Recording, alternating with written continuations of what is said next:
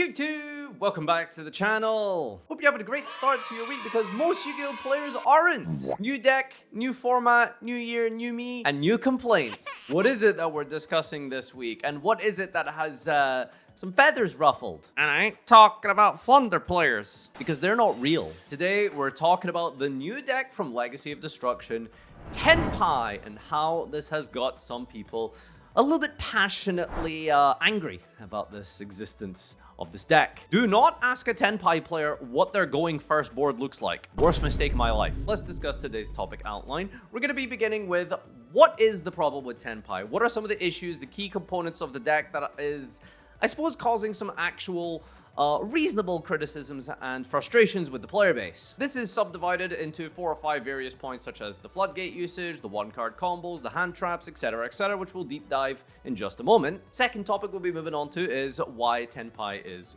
good and why people like the deck. And third of all, we'll be looking at some of the results from this past weekend. Just as a small disclaimer and caveat, by the time you're watching this video, this will be pre-YCS Rio. I won't quite have the results for this in this video, but again, this is more so to do with a general discussion and concept of Tenpai as a whole. All right, sound good?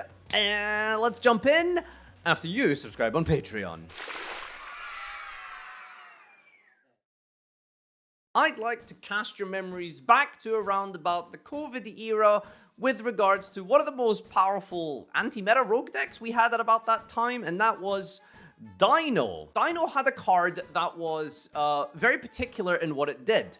It allows dinosaur monsters, all dinosaur monsters, to be free from any responses. Which card am I talking about here? Have you read Misk? This is one of the most annoying factors for Tenpai. This card right here is potentially, if you ask a lot of people, the sole reason why they dislike this deck so much. I don't even need to put the thing on the screen. I can actually show you here because I pulled an entire core of Tenpai from a single box, which probably should spoiler a little bit about why people like this deck. But yes, this field spell, Sangan Summoning, for those of you who are uninitiated, is a Tenpai Rota. During the main phase, you can add one of your Tenpais from your deck to your hand, but most important of all fire dragons are unaffected by your opponent's cards. Anything your opponent activates will not work against any of your fire dragons in the main phase, meaning that if you draw this field spell, you are free to basically do anything and everything you want with all of your special and synchro summoning during your turn, which is exactly the reason why people hated Miscellaneousaurus so much. It was a card that completely shuts off interaction and doesn't allow you to actually play against your opponent. They're free to just do whatever they want and then eventually go to the battle phase, and hopefully by that point,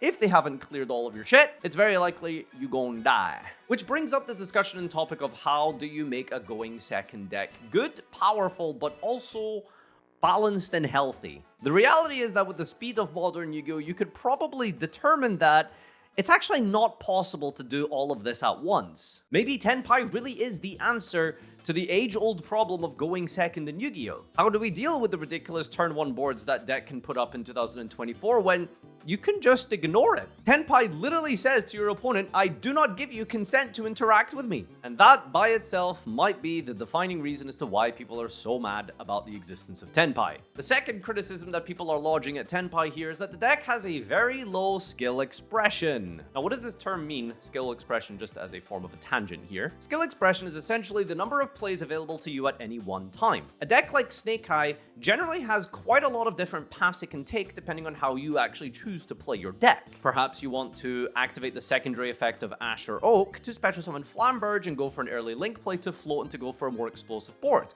Perhaps you'd like to go a little bit more conservative and scale the correct monster with Poplar to get the field spell and then make sure that you're safe and insulated against Nibiru. There are various different lines, paths, and combos that you can do in a deck like Snake Eye, a deck which has quite a fairly high skill ceiling and skill floor, even just as an introductory deck. A low skill expression deck might be something like, well, I ain't trying to bash on you 6 years later, but Invoked, for example. This deck doesn't really have any other pathways of making good plays other than normal summon Alistair and perform a fusion. You compare that to the numerous amount of different plays that are available to something like Snake Eye, it's kind of night and day. Tenpai is kind of similar in this sense, in that it's going second invoked. Yes, write that down, clip that. I've got that on record. Tenpai is going second invoked. No, but seriously, this is why a lot of players are kind of like frustrated with the deck, because it pretty much only has like 1 or 2 combos. There's a couple of neat, cute things you can do. Unaffected Black Rose Dragon, that's kind of based. But other than that, you're kind of just summoning Pedra and doing 36,000 damage.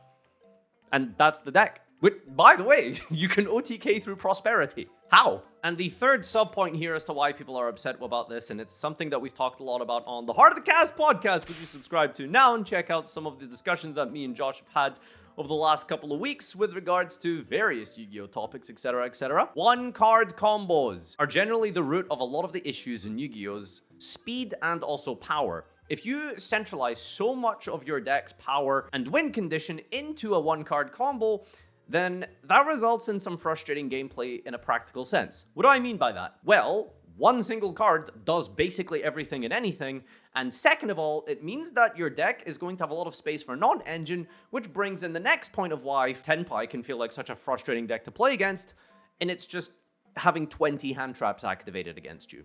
If you look at Tenpai deck lists recently over the last week or so, Tenpai is a deck that doesn't have a lot of engine pieces. You have 9 ways to get to your win condition, your unaffected field spell, and, like, that's basically it.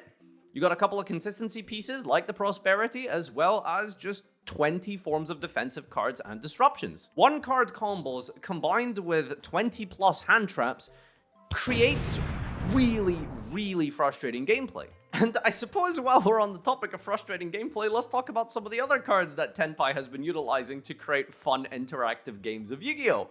Dimension Shifter is a card that can be run in Tenpai. There's a couple of synchro-related plays that are, I guess, inaccessible once you're under your own Dimension Shifter, but let's be real.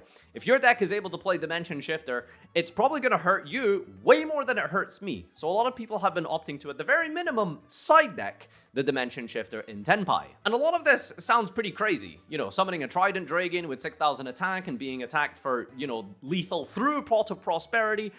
Let's get a small little solution in here. What if I made you go first? Yes, that's right. Seal's Pass. Well, other than the fact that Seal's Pass is literally an FTK, only second to Beatrice Pass, post-siding you would think that this is the easiest and simplest thing to do. Just, well, you go first and then I'll OTK you. First of all, show some respect to my boy Seals, okay? Seals plus 4 hand traps is like... That's not a joke to play through, first and foremost. And second of all, there are cards that Tenpai are playing for going first.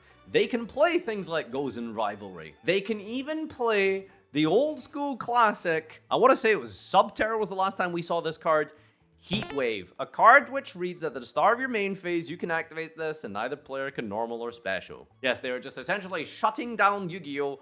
For 2 turns. Now, despite all of some of the apparent negative discussion points that I brought up throughout all of this video here, I suppose it really does beg the question what your opinion is this good? Perhaps despite everything that I've mentioned, maybe that's fine for a go second deck. Again, it cannot be stressed enough just how irrelevant and how bad going second is in Yu-Gi-Oh! For the entire competitive history of Yu-Gi-Oh! You can count on probably less than a hand the amount of times it has been viable, nay optimal, to go second in Yu-Gi-Oh! I'm sure you can come up with a couple of very obvious and simple examples. Yes, but that's not to say it's never happened. The point is that it's very rare that it was optimal. And for once, we have a deck designed around this. So again, is this fine? Is this actually okay and good for the game? Well, from the people I've been speaking to, nope, it's actually pretty toxic. But, you know, go ahead, comment down below. Love to hear your thoughts and opinions on this one. And the final point as well, why people are maybe not so happy about this, is that the deck utilizes a card from 10 years ago called Trident Dragon. This is a bit of a minor point here. The card only costs $100. Only $100. Again, you need to understand that if a meta deck like Tenpai can only cost you like $200, you need to understand in the context of Yu-Gi-Oh! This is pretty damn budget. Like seriously, you need to understand like that's like probably okay. Just think about it, okay? For the price of 1 Snake Eye deck, you can have 4 Tenpai cores. That's like 200,000 points of damage. You're OTKing your opponent for the next like 3 weeks. So I'd say this is a fair trade. It is really annoying how cards that are very obviously going to be good in a new deck aren't reprinted in the run-up to something like Legacy of Destruction or a new core booster set being released. Anyway, that's a separate topic and tangent here. Let's not get on to the specifics of that. But yeah, overall, all in all, that is most of the reasons why Tenpai is a little bit, shall we say, on the haters' radar recently. Although when it comes to haters, it ain't quite Kendrick Lamar level of hating today, is it? Drake about to look at his opponent and go, "You may begin." Just for Kendrick to activate Heatwave and kill him. And the positives really are quite obvious. It is relatively budget in all seriousness. Like, yeah, you do need a Trident Dragon, but again, remember, in the context of Yu-Gi-Oh! Ultimately, Tenpai is probably what you would call a budget deck. It's very easy to access and it's very easy to play, which, you know, for newer players and returning players alike, that is generally going to be a positive thing. My opinion on this is, well, it's kind of hard to really say right now. Let's take a look at some of the results. Now, the previous week before this on Yu-Gi-Oh! Beta, we actually had Snake Eye as the most dominant deck over the course of the regional circuits here. And again, remember, a lot of this isn't going to take into consideration YCS Rio, so apologies, but recall that I did mention that this video was recorded pre-YCS Rio. At the regional level, across most of North America and Europe here, you can see that there is, well, according to this, Tenpai is the best deck. Now, obviously, this is to be taken with a little bit of a grain of salt because, you know, people are going to be trying out the new decks. People are going to be trying to play the new archetypes from a brand new booster box. That just kind of makes sense. So, again, it's to caveat this with a little bit of hesitation when looking at this at face value, but to say that Tenpai is not a good deck is obviously clearly wrong. The deck is very obviously meta. In fact, probably you could argue, just based off of raw results, even the previous week before this, and I'm going to assume YCS Brazil, it might actually be the best deck that isn't Snake Eye. All right, thank you so much, guys, for watching. Hope you enjoyed this little discussion video. I did finally get the place kind of semi-set up here, you know, so hopefully it doesn't look too horrible to look at. I understand the acoustics still probably sound quite bad. Might have to get some soundproofing at some point. But anyway, thanks so much for tuning in. If you watched all the way up until this point, then comment down below with Black Rose Dragon Lamau. I can't think of anything better. All right, see you in the next one. Patreon subscription, and follow me on Twitch and all the various forms of social media. Until next time, adios!